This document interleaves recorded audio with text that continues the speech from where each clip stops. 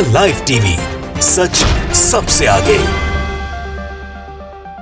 दोस्तों, आपने अंग्रेजी में एक कहावत सुनी होगी कि excess of anything is bad.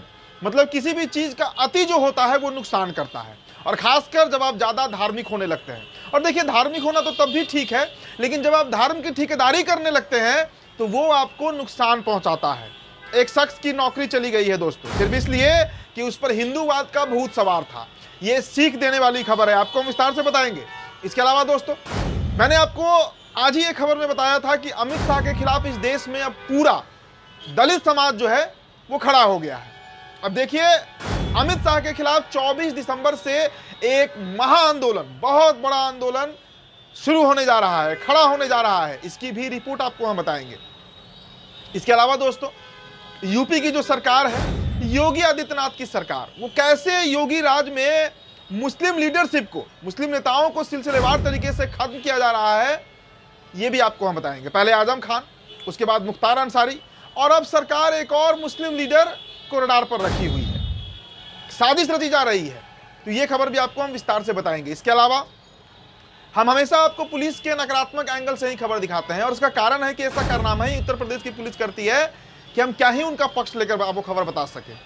पक्ष खैर हम किसी का नहीं लेते हैं, लेकिन आज हम आपको एक ऐसे पुलिस वाले से मिलवाएंगे, दिखाएंगे, जो मस्जिद में पहुंचकर लोगों के सामने मेवात की तारीफ करते हुए अपने बच्चे को, जो उनके बच्चे हैं, उनको बुरे कर्मों से, कामों से रोकने का आग्रह कर रहा है, भाषण दे रहा है।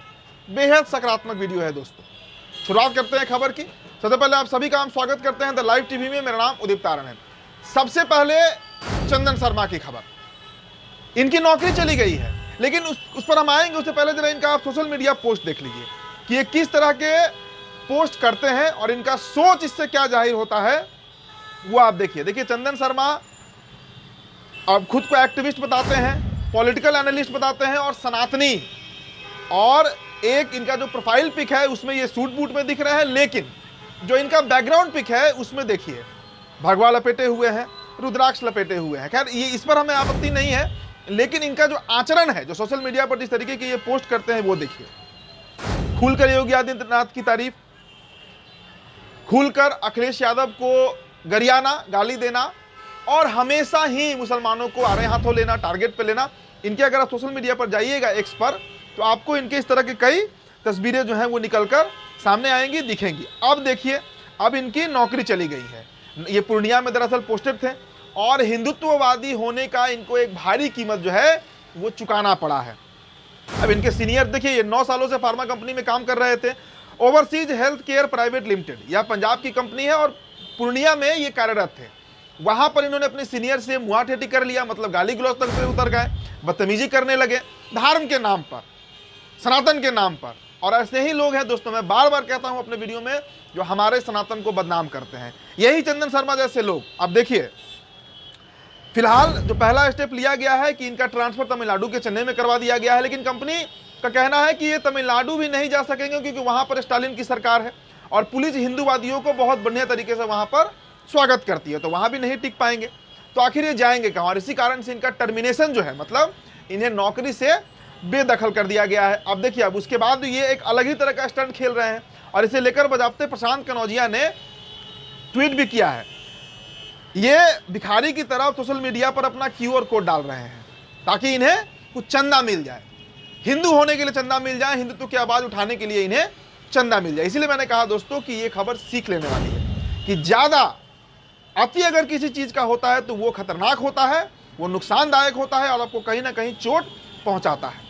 चलिए दोस्तों, अब अगली खबर देखिए। ये और भी बड़ी खबर है। अमित शाह के खिलाफ इस देश में एक नया ही माहौल तैयार हो रहा है। शाह के खिलाफ 24 दिसंबर से यह ऐलान कर दिया गया है, और ऐलान किसने किया है? ऐलान बसपा प्रमुख मायावती ने किया है। इन्होंने कहा है कि अमित शाह के बयान को लेकर बीएसपी ने 24 दिसंबर को देशव्यापी आंदोलन करने का फैसला किया है। सभी जिला मुख्यालय में प्रदर्शन शांतिपूर्ण तरीके से किया जाएगा। तो दोस्तों देखिए, अंबेडकर के मुद्दे पर बीजेपी इतनी बुरी तरीके से फंसी है कि मैंने कहा ना कि एक ऐसी हड्डी बीजेपी के गले में फंस गई है जिसे ना निगलते और ना उगलते बन रहा है। तो अब बीजेपी नेता करे क्या? लेकिन इस देश का जो 20% दलित है, जो अंबेडकर को अपना भगवान मानता है, अपना शक्ति प्रतीक मानता है, वो अमित शाह को बख्शने नहीं जा रहा है। और लगातार आप द लाइव टीवी पे खबरें देख रहे हैं जिस पर अमित शाह घिरते हुए नजर आ रहे हैं। तो देखिए 24 दिसंबर से एक महा आंदोलन यूपी में शुरू होने जा रहा है और पूरे देश में आंदोलन तो चल ही रहा है। अब यूपी की चूंकि हम चर्चा कर रहे हैं तो वहां पर मुस्लिम लीडरशिप पर भी आ जाते हैं। दलित के अलावा वहां पर मुस्लिम है जो सबसे ज्यादा प्रताड़ित है। और कैसे मुस्लिम लीडरशिप को खत्म किया जा रहा है इसकी बानगी आप समझिए कि कई मुस्लिम नेता हैं जिनको धराशायी किया गया, आज वो जेल में बंद है। चाहे आप आजम खान की बात कीजिए, मुख्तार अंसारी के साथ जो हुआ वो पूरे देश ने देखा, और अब जियाउर रहमान, इनके पीछे हाथ धोकर वहां की सरकार जो है वो पड़ गई है कि कैसे इन्हें खत्म किया जाए।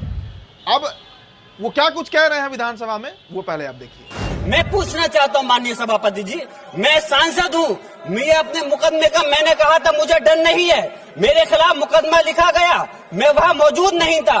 और ये मुकदमा जो हमारे चाहे विपक्ष के सांसद हो या सत्ता पक्ष के सांसद हो, आप याद रखिए जनता की आवाज हो, जनता के बीच में जाकर के आपके जवाबदेही बनती है। और मैंने अपनी जनता की आवाज को उठाने का काम किया, तो क्या गलत किया था माननीय सभापति जी? सिर्फ इस बुनियाद पे मुकदमा लीजिए गया। आज मैं आपको बताना पॉइंट पे बोल रहा हूँ, पॉइंट पे बोल रहा हूँ, संविधान पर ही बोल रहा हूँ माननीय सभापति जी। आज मैं चाहता हूँ उन लोगों को इंसाफ मिलना चाहिए जो इसके जिन्होंने ज्यादती की है, उनको सजा मिलनी चाहिए। और आज एक इमाम को सिर्फ इसलिए गिरफ्तार कर लिया गया संभल के अंदर कि सिर्फ उन्होंने अजान लाउड स्पीकर से दे दी थी।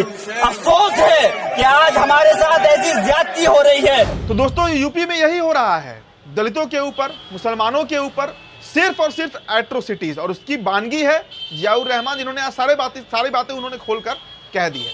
अब देखिए दोस्तों, हम एक पुलिस वाले का जिक्र कर रहे थे। अमूमन हमने आपको जो खबर दिखाया है कि पुलिस वाले जो हैं वो ज़्यादातर ऐसे एक्ट करते हैं जो मुस्लिम विरोधी होता है।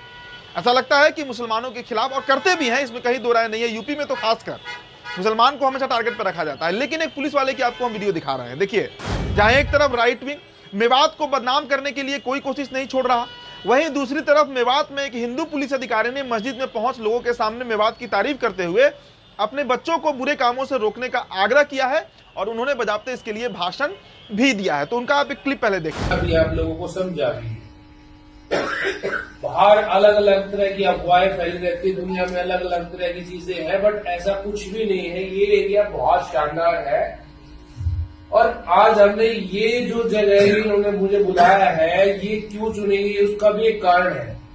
क्योंकि जब अल्लाह कोई चीज चाह रहा है हमसे करवाना, तो वो कोई ना कोई तरीका देता है, कोई ना कोई जगह मुकर्रर करता है, तब हम उस जगह इकट्ठे होते हैं, उन चीजों के बारे में विचार करते हैं।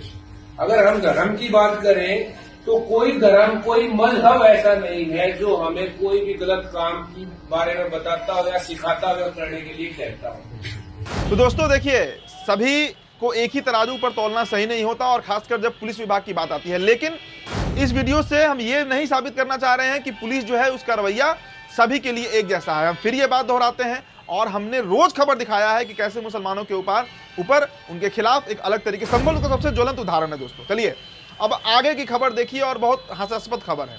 मंदिर की दान पेटी में दरअसल एक आईफोन गिर जाता है, और मंदिर प्रशासन से जब वो मांगा जाता है तो प्रशासन ने कहा कि अब ये भगवान का हो गया।